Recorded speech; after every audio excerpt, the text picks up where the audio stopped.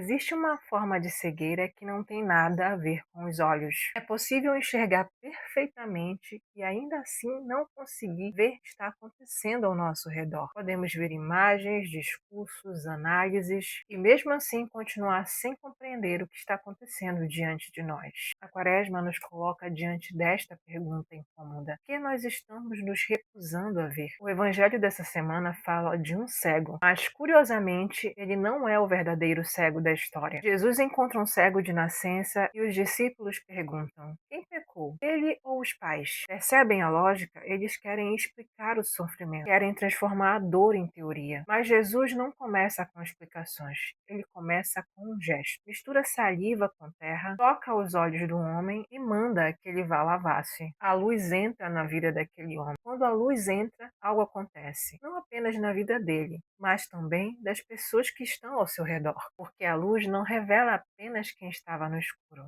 Revela também aqueles que estão confortáveis com situações de escuridão. Depois da cura começa o conflito. As autoridades religiosas interrogam o homem, questionam, desconfiam, tentam desqualificar o acontecimento de todas as formas. Então aparece a frase mais dramática desse evangelho. Jesus diz: eu vim a este mundo para um julgamento, para que os que não veem vejam e os que vejam fiquem cegos. Presta atenção, a cegueira mais perigosa não é a falta de visão. É a recusa de ver a verdade quando ela aparece. São Francisco viveu algo semelhante no seu processo de conversão. Ele também estava cego, não fisicamente, espiritualmente. Ele via riqueza, prestígio, poder. Então ele começa o processo de conversão, mas ainda não via o irmão na sua integralidade. Até o dia que ele encontrou um leproso, algo que para ele antigamente era repulsivo. Francisco conta que naquele dia a repulsa se transformou em doçura. E o que aconteceu ali? Francisco começou a ver o rosto de Cristo no outro. A conversão começa quando o olhar muda. Quando o olhar muda, quando deixamos de ver categorias e começamos a ver pessoas. Santa Elizabeth da Trindade, uma santa que viveu no Carmelo Descalço, nos ajuda a compreender algo ainda mais profundo. Ela dizia que a alma poderia se tornar morada de Deus. Para ela, o problema não era apenas exterior, era interior. Ela escreve algo impressionante. Parece-me ter encontrado o céu na terra, porque o céu é Deus e Deus está na minha alma. Isso significa que a verdadeira luz não começa fora,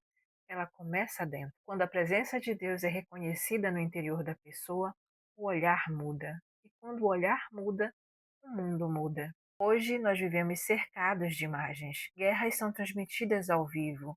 Catástrofes são documentadas. Cidades são destruídas e nós conseguimos acompanhar essa destruição em tempo real. Mesmo assim, algo estranho acontece. Muitos de nós nos acostumamos com isso. A repetição cria anestesia. O sofrimento vira rotina e depois vira estatística. E a estatística vira paisagem. Essa é a cegueira moderna. Não é falta de informação, é falta de conversão do olhar. Quando olhamos para as guerras do nosso tempo, percebemos algo inquietante. Elas são justificadas por discursos sofisticados, segurança, estratégia, equilíbrio de poder, mas por trás dessas palavras existem pessoas, famílias, crianças, pessoas que perdem casa, que perdem história, que perdem lugar. A guerra começa quando a dignidade humana deixa de ser critério. Vidas viram números. Essa é a forma mais grave de cegueira moral. E esse ano a campanha da fraternidade nos lembra algo profundamente evangélico. Ele veio habitar entre nós. Deus escolheu habitar.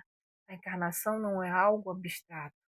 Ela tem endereço, ela tem chão. Por isso a questão da moradia não é apenas social, ela é teológica. Casa significa proteção, dignidade, pertencimento. Quando milhões de pessoas vivem sem moradia digna, a fraternidade está ferida e a fé não pode ignorar isso. A Quaresma não nos convida apenas a rezar mais, ela nos convida a ver melhor, ver Deus no interior da alma, como ensinava Santa Elizabeth, ver o irmão ferido, como aprendeu São Francisco, ver as estruturas injustas que produzem sofrimento, ver a dignidade de cada irmão. Entre o altar e o chão existe um caminho, e nesse caminho a fé precisa abrir os olhos. O cego da história começou a enxergar, mas alguns que enxergavam ficaram cegos. Isso é o mais dramático da história. A pergunta da semana não é você enxerga? A pergunta é você quer ver? Porque ver muda tudo.